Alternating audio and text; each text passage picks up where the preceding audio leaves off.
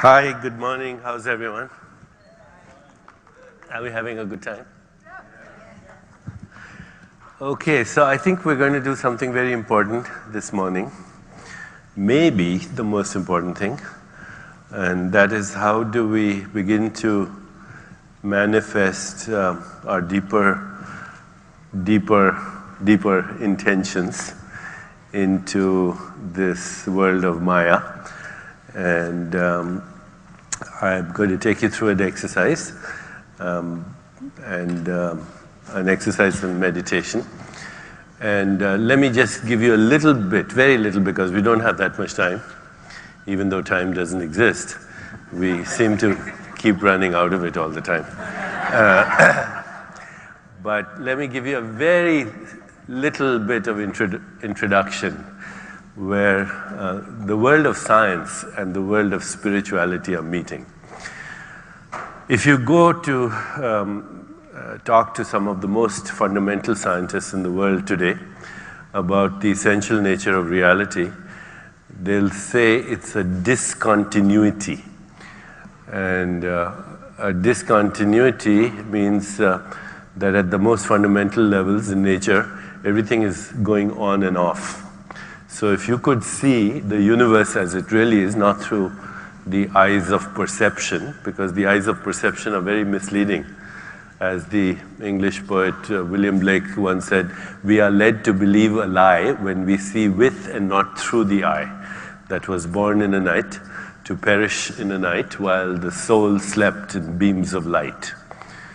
And what he was saying is what is very obvious to any neuroscientist is that our eyes deceive us. You know, the eyes tell us that the earth is flat. Nobody believes that anymore. The eyes tell us that this ground I'm standing on or sitting on and is stationary, and we know it's spinning at dizzying speeds and hurtling through space at thousands of miles an hour. The eyes tell me that you're solid, you're there, and I'm here. Don't believe it. Okay? It's all a lie. If we could see the world with divine eyes, we would see something completely different. But anyway, what science is saying is that nature is a discontinuity, that at the most fundamental levels, things are going on and off. It's like looking at a Christmas light going around a Christmas tree. There's no light going around the Christmas tree, only light bulbs are going on and off. Or watching a movie and you see the movie is a continuity, but when you go to the projection room, it's on-off signals of still frames that move very fast. So you can't see the on, you can't see the off, you can only see the on, and therefore you experience a continuity. You get that, right? Simple. So everything's going on and off. What's in the on of the universe? It's energy and information. And we use that in our technology. If I take your picture and send it to China with my cell phone, what goes from here to there is not a picture, but an on-off signal of electromagnetic energy. So we know what's in the on, what's in the off. What's in the off of the universe? And what scientists are telling us, there are at least 5 things in the off. Number 1, there's no energy, there's no information, there's no space-time, and there are no objects. There are only possibilities. There are waves of possibility, and they're infinite. Infinite. Number 2, in the off, there's something called non-local correlation, which means everything is inseparably connected with everything else. And this, not only connected, it's correlated, it's synchronized with everything else. And this synchronization is faster than the speed of light. It's instantaneous.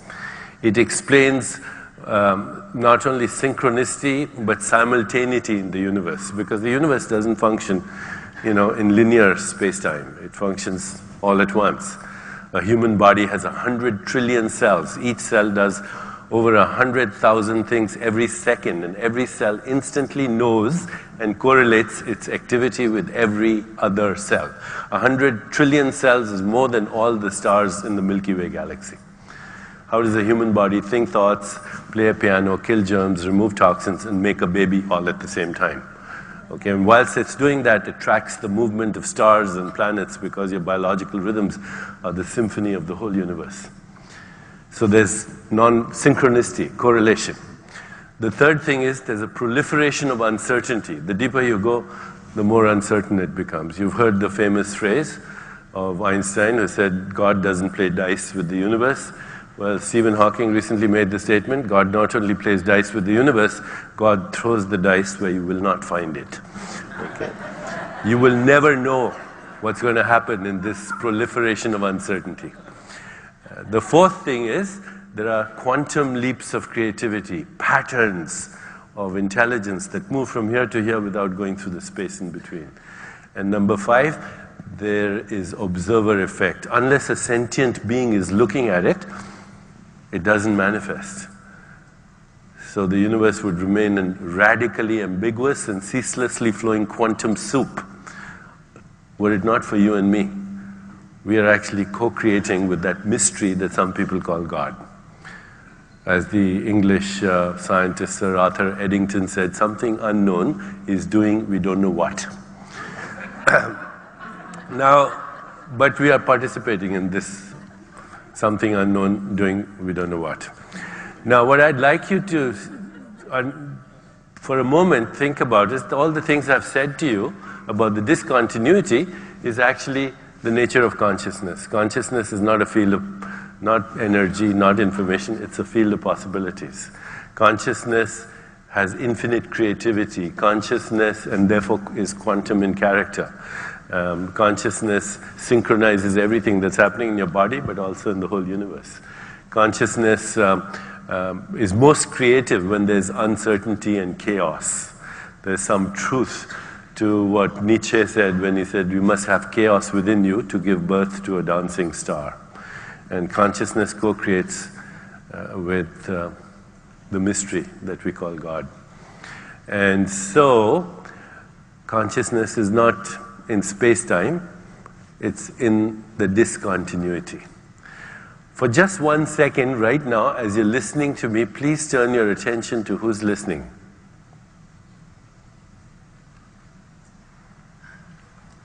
So as you're listening to me, become aware of who's listening. And I hope you feel a presence. That presence is your own soul. It's not your mind, which might be saying, I should have gone to the bathroom before he started, or something like that. The conversation happens in that presence. Okay? Everything comes and goes. Thoughts come and go, feelings come and go, emotions come and go, perceptions come and go, relationships come and go, the world comes and goes. Only that remains. And the great wisdom traditions have told us, hang on to that. It's your ticket to freedom. It's your ticket to manifestation. It's your ticket to immortality. It's your ticket to creativity. It's your ticket to everything that you could ever desire. And great wisdom traditions of the world, Vedanta, they say, know that one thing by knowing which everything else is known. Know that one thing by which everything else is known. So I'm going to ask you to actually, right now, and whatever we put our attention on, that's our reality. And that will become the collective reality. And there are wonderful people in this morning here and at this alliance. And, a lot of people are, very passionate about a specific problem that they want to solve in the world. And that's wonderful, because your creativity can solve any problems. But ultimately, the world will not be changed one problem at a time, solving one problem at a time. The world will be changed because collectively we will manifest a totally different reality. As Andrew was saying last night, a total deconstruction of the old paradigm and a total rebirth of a new reality. And that will happen all at once when it happens, if it happens. So what I'd like you to do, since we're here and this is a few moments that I have with you, is think of the 3 things. Think of the 3 things that the Alliance is all about. First is personal transformation, enlightenment, whatever you want to call it, to go beyond our skin-encapsulated egos and enter that domain of reality where we're inseparably one and correlated with each other. So think of your own personal transformation. Number two, so focus on that. Number two, think of one thing that you can do that's not about yourself. Whether you want to do it alone or want to do it with a group or community, but think of one thing that you can do which is totally about the so-called other, because the other is also yourself. And so let's, as an alliance, focus, on what is my unique expression, what's my song. Rumi says, I want to think like birds sing. I want to sing like birds sing, not worrying who listens or what they think. So what's my song? And how can I sing it in a way that it helps the ecosystem, the web of life, the chain of being, the dance of creation? That's the second thing what the Alliance is about. Personal transformation, service. And the third thing the Alliance is about building relationships. It's not, as I said, just networking, it's actually nurturing relationship, because in the end, that's all we are. We define ourselves in terms of relationship. So think of those three things, and then to make it a little practical, think of at least 5 relationships that you have made this in the last one day of breathing in. Okay? Everyone here has made at least 5 connections. And not just connections, felt at the level of the heart. And just think what those 5 relationships, if you got together with these 5 people and you shared your stories, or 5 organizations, NGOs, whatever, what are the possibilities for manifestation, for transformation, not only personally but socially? If we could do that, by the way, all of us here, this 2 days, we made 5 really solid connections at the level of the heart. What am I going to do with that? How can I manifest something that never existed before? And for that, now we have a platform. We have the social network. So if you're not computer savvy, become one. Now, I had no skills with computers, but I'm pretty savvy now. Okay. And so can we all be. Enjoy the social network, get into it, and express your dream. Express your dream. Okay, I see Honora is looking at her watch. So think of those 3 things and close your eyes right now and just very silently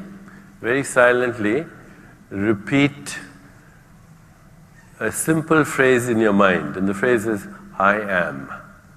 Just I am. I'm not this or that. I am. And we'll do it for 5 minutes, at least.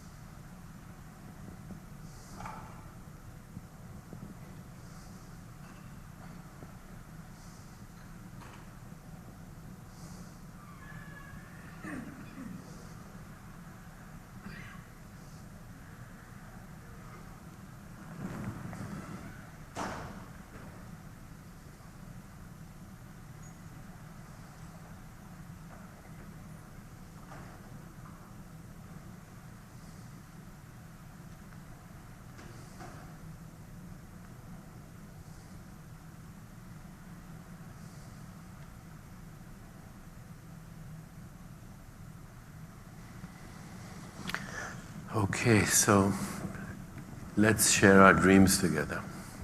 Thank you for being here and sharing your dream.